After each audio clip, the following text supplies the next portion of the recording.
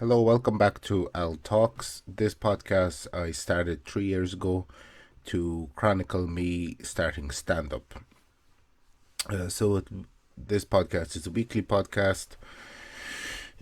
It comes out once a week, and this is just a small little introduction video into the podcast. So, down below in the description of each episode, you can go to my Linktree and find links to everything connected to me.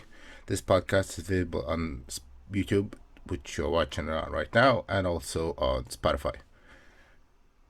But yeah, that is just a small introduction into this podcast and everything that goes along with it.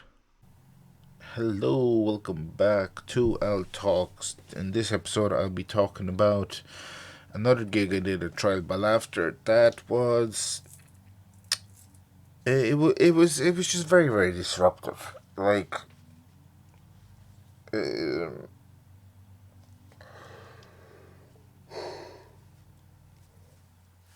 oh God. Anyway, in the first half, there was two guys that just kept talking and talking and talking, and John was hosting that night, and John had come over several times to tell them to stop talking, and they just wouldn't. And thankfully, they left after the break. But then after the break, another occurrence happened. This random guy walks in, who was heavily drunk. He walks in to the venue, and he sits down with a drink, and he just starts yapping non-stop. And there was two girls, I think they were from Croatia. They were sitting at a table on their own, mind their own business. He went over and sat beside him and started just giving them an air beating, as Uncle Joey would say. And I was just hey, because in the first half, this was problematic, and when the second half, like I said, there was people being disruptive in the first half. So then, for them to kind of, we were, once they left after the break, we were kind of hoping that the disruption was gone, but something else had come up, and it was just, is it raining? No, and it was just terrible. The guy, like John, went on stage because I'd mentioned him in the break. I was like, look, I think he might be a problem. He was like, okay. So he went on stage like, hello, sir, do you know this is a comedy show? So, pay attention, whatever. And he kind of started back talking a little bit. And he was like, look, just stop talking, pay attention. And then one of the acts went on stage and he continued talking. And then another comedian went on, Park is his name. And he was doing his bit, and the guy continued talking. He was like, okay, let's have a vote. How many people want this guy to leave? And everyone was like, yay. And then he was like, wow, you want me to leave? And then he actually left, which was great. And I applaud Porrick for doing that because he vastly improved the show. Because, like I said, there was a lot of disruption beforehand. He went on to do the rest of his set, and then I went on, I think, second last. And then I had brought up the fact that the show was very, very disruptive and not enjoyable for a little bit. So it was, yeah, well done to Park for getting rid of that drunk fucker, because it pissed everybody off, really. I think the show would have been, like, if there was no disruptive, like, the thing, because I got talking to members of the audience after the show, and I was like, oh, a bit of a rough one. And I said, I don't understand people who decide they're gonna go to a comedy show and ruin it by talking and being disruptive, or just getting way too drunk. It's just like, because a lot of people see these crowd working clips online, and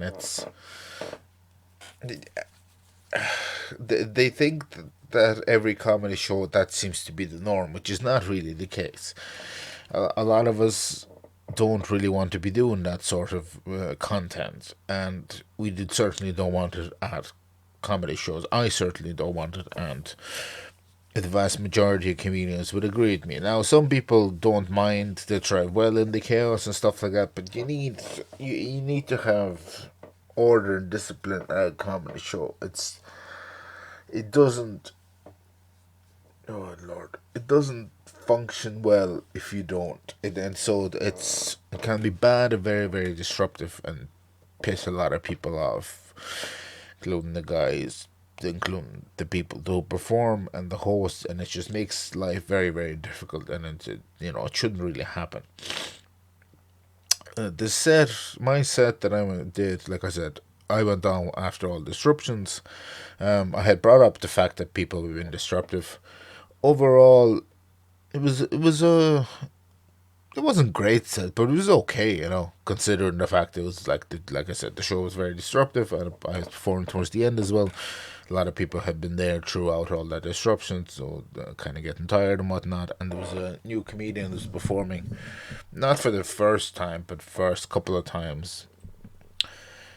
And so it was good to meet a new comedian starting out. Like I've mentioned before, I always love meeting new people who start into comedy, which is always great.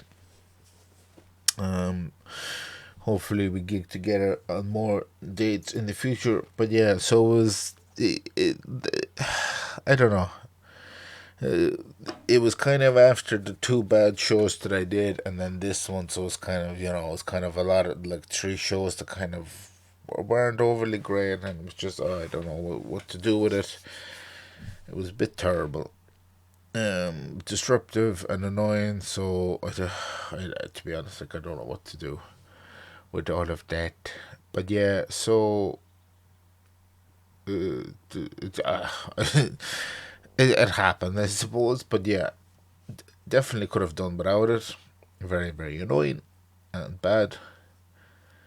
But yeah, so that's basically me explaining what happened to that gig. Or what happened at that gig, not to. I'm kind of getting sleepy. So I'm gonna end the episode there. I hope you enjoyed this. Me talking about my very difficult performance, and the links down below to my content and my fellow creators' content. Please check it out, especially Malinda Perera's YouTube special.